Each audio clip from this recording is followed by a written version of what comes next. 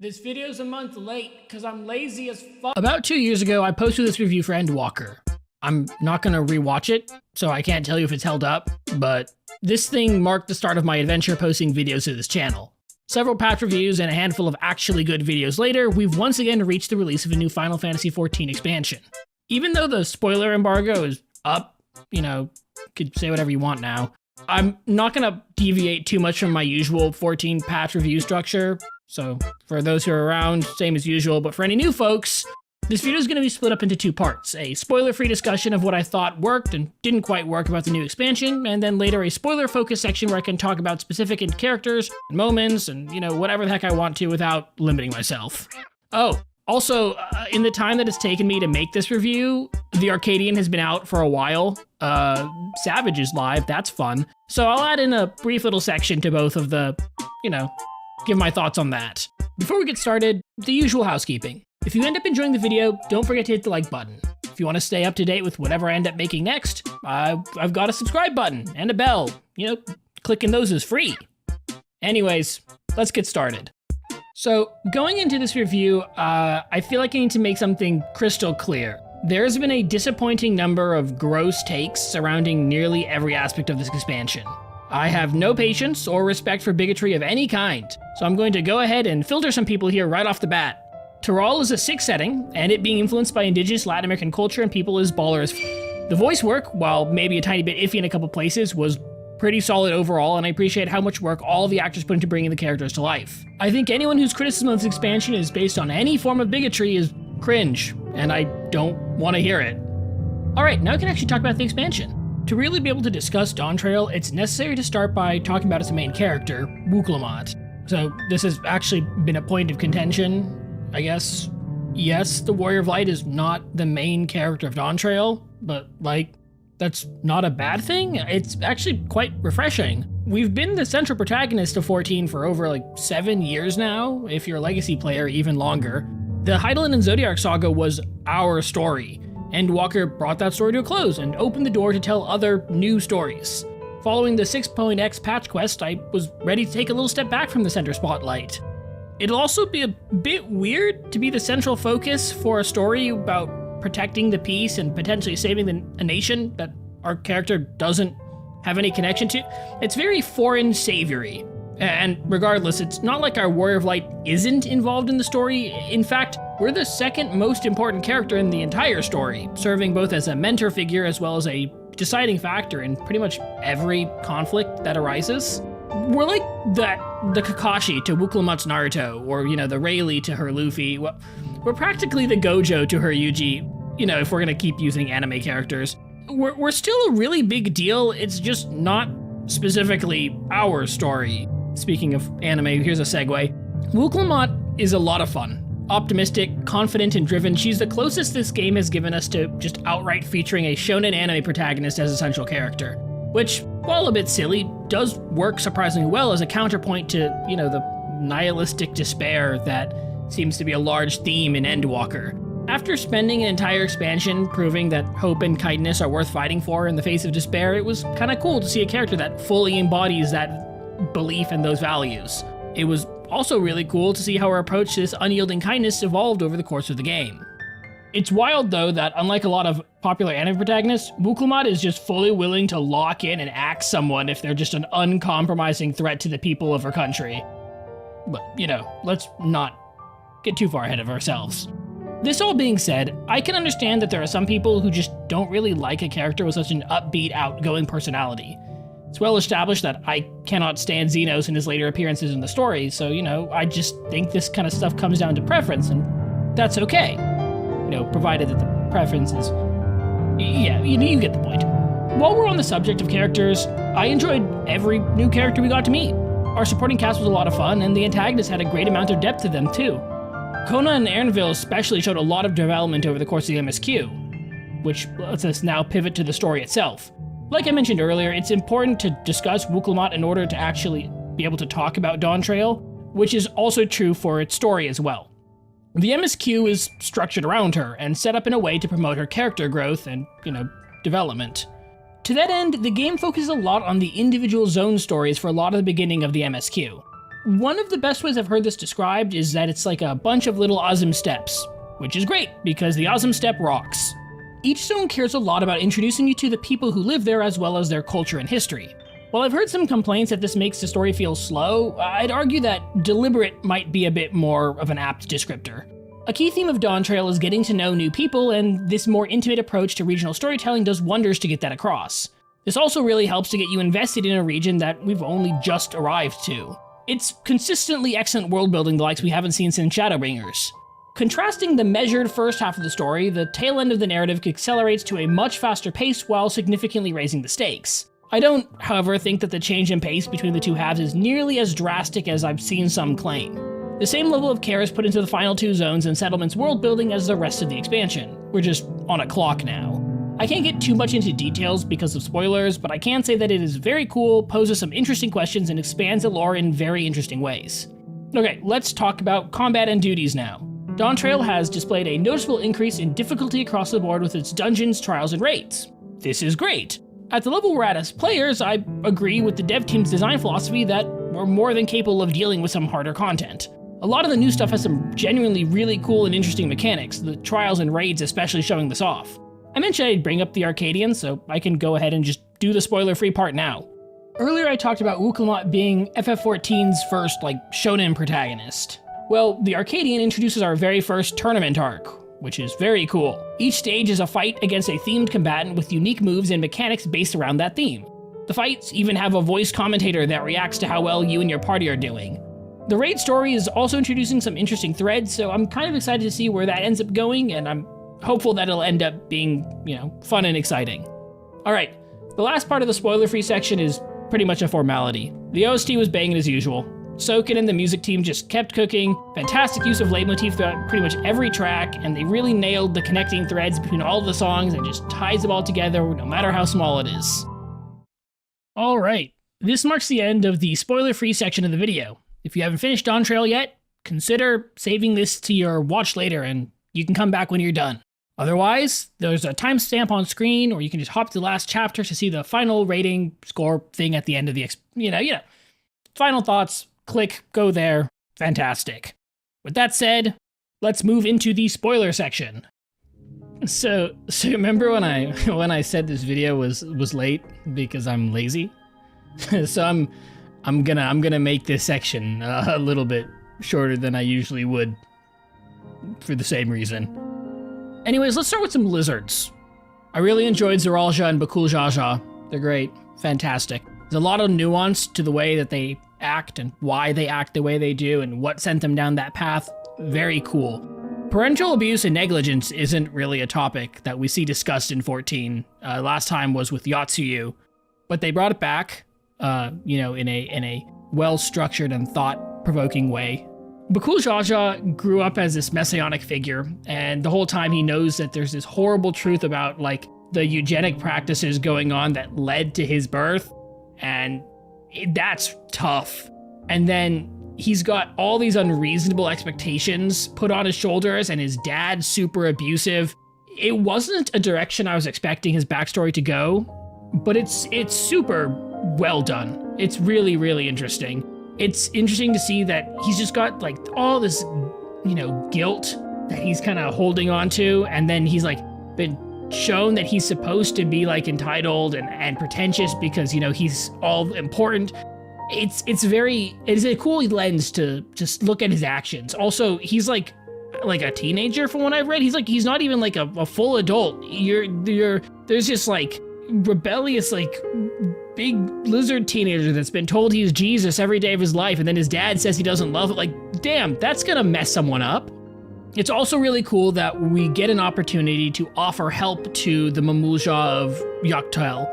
It doesn't redeem Bakul Jaja, but it offers him a chance at atonement, which is very, very different things, because, redemption implies that nothing is wrong. I think 14 is really good at not just letting its characters get off scot-free when they've done bad things. We see it with Gaius. Warlit is all about being punished for your actions. I think Bakul Jaja is another example of someone who's really going to have to work to earn any amount of forgiveness. In a different kind of sphere, Zeralja's villainy stems from very similar yet fundamentally different places.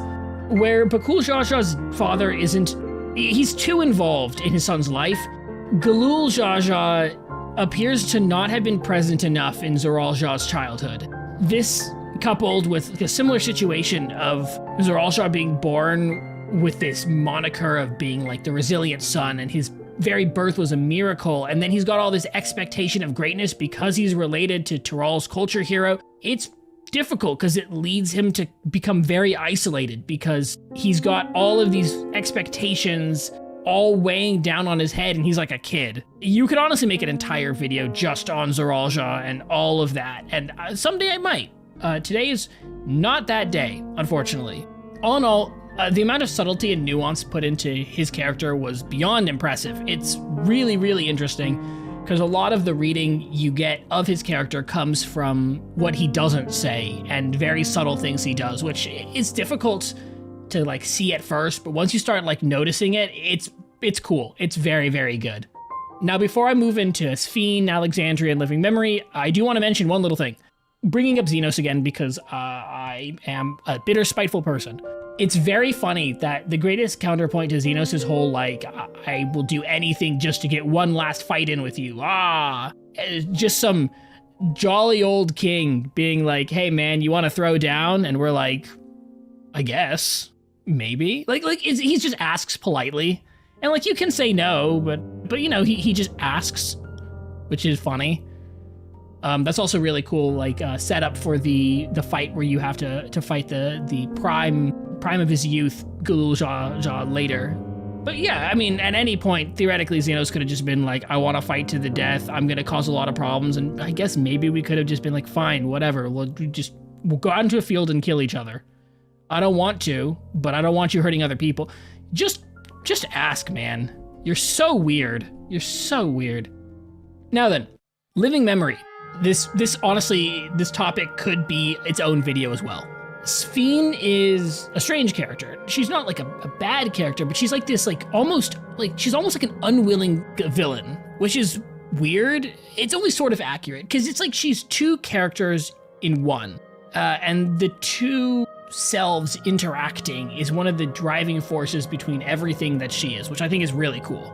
The part we meet and interact with primarily is like the original Sphene. It's this recreation of her and her kindness and her peace-loving personality and her commitment to helping other people, all those memories and personality resurrected.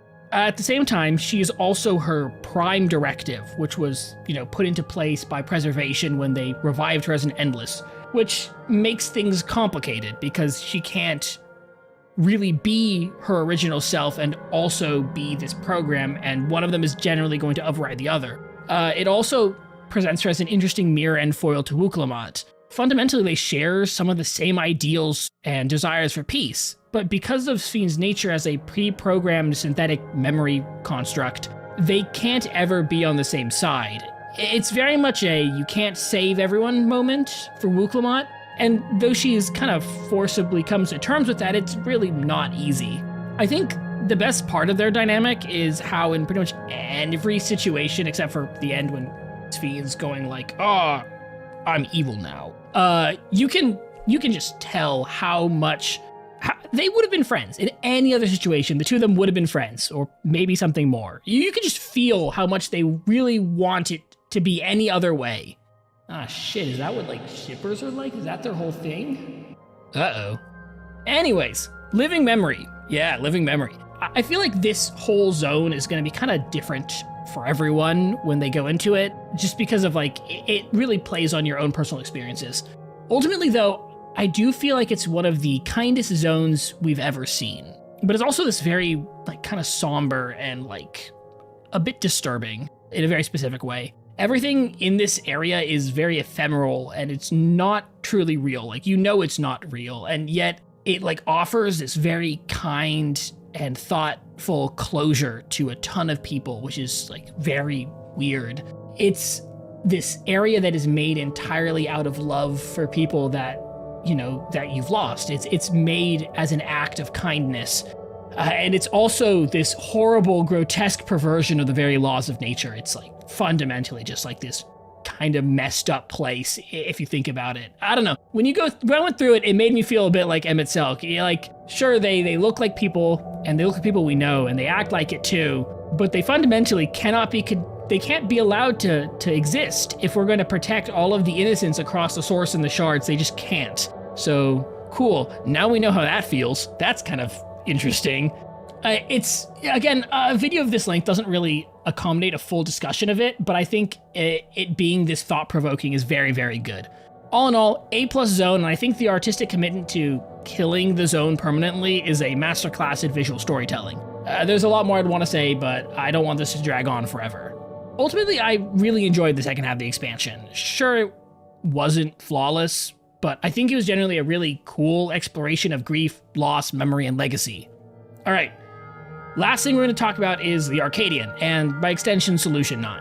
So for starters, I'm digging all the fighters in the raid and their respective battles. Very good stuff, especially this bee.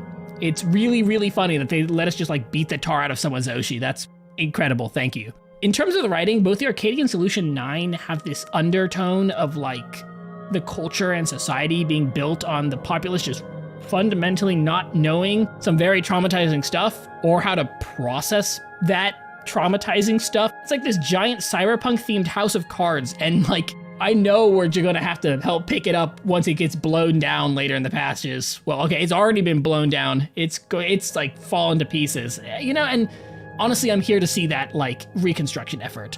We've already seen the people of Solution 9 kind of being forced to cope with the loss of Sphene following the events of the MSQ, and the Arcadium is like another symptom of that. I don't know, being removed from loss and despair for this long and being kind of forced to cope with it all of a sudden is a really interesting complex for people to have, and I'm really looking forward to seeing like what they do with that going forward, which is, another decent enough segue to predict what might be the next part of the MSQ with 7.1 going forward. I think we're going to see a lot of exploration of the fallout for Solution 9. I also think we're going to see it and Tyrall's kind of political intermingling become a main theme, as well as Tyrall's like international politics with the other regions. They're already interacting with Razadhan, so I think seeing how they interact with the rest of the world will also be quite interesting. I feel like we're going to use Angelo or some other new familiar to cure lightning sickness, because they spent a decent enough time with that while we were exploring. So it'll be like a show of goodwill that we can help cure this like terminal illness. In terms of like a more cosmic level storyline, your like Shadowbringers and Endwalker stuff, I'm pretty sure we're going to take Kryl and Ernville with us to explore the South Sea Isles, to learn a little bit more about the 5th and 2nd calamities, because those are so tied into everything. This is probably going to tie closer into our new fun MacGuffin, the Dimensional Fusion Key. I'm really interested to see why it resonated with Ezem's crystal during the final battle. That was weird. Maybe it like uses that magic, or I don't know. We don't know how it works. I want to know how it works. Tell me how it works. I'm pretty sure this will be like our bridge to allow people to freely travel from Norvrant and Aetheris, and then vice versa. It'll probably also let us start working with Zero and Golbez to like fix the void, because we're probably going to fix the void. We're probably going to fix the empty too. We're going to fix everything. Flexion enjoyers are going to be eating real good in the foreseeable future. Finally, something's going to happen with Sphene's crown. I don't know what it's going to be. It's been said that it's like a regulator. It's like a special regulator, so it should have her memories backed up in it, I suppose, because we destroyed the server and living memory, so they can't really go anywhere. I really don't know what they're going to do with that. I don't really feel like bringing her back is a good idea. I kind of think that undermines the whole finale. I don't know. Gonna be tricky to see what that's all about. Cool. I'm gonna call it here for the spoiler section. I don't think I kept it brief. I kind of just let myself go off there. Doesn't matter. We're done now. Overall, I really enjoyed Dawntrail. I took some bold choices, took some chances with the story, and it was refreshing. It was fun. It was cool. I enjoyed it. I liked all the new cast members. I really want to see more of them in the future patches. I'm excited to see what ends up happening with them. I'm gonna make a potentially controversial call here. I will give Dawntrail a 9 out of 10. It was a wonderful blend of rich world building, fun new characters, and adventurous storytelling, and it made for an experience I'm really happy to recommend to more people. And I think that'll about do it for this video. If you enjoyed, don't forget to leave a like, share it with your friends. If you want to keep up with whatever I make next, We've got the subscribe button and the bell. You can click those. They're always free. And, you know, with this being a review of sorts, it'd be great to hear some other people's opinions in the comments. Whether you agree or disagree with me, I'd love to start some discussions. Just be polite, maybe tag your comment with spoilers just to be safe. You know, be nice to each other. Anyways, I've got a much bigger project I really need to get back to, so for now, I'll see you around. Till next time.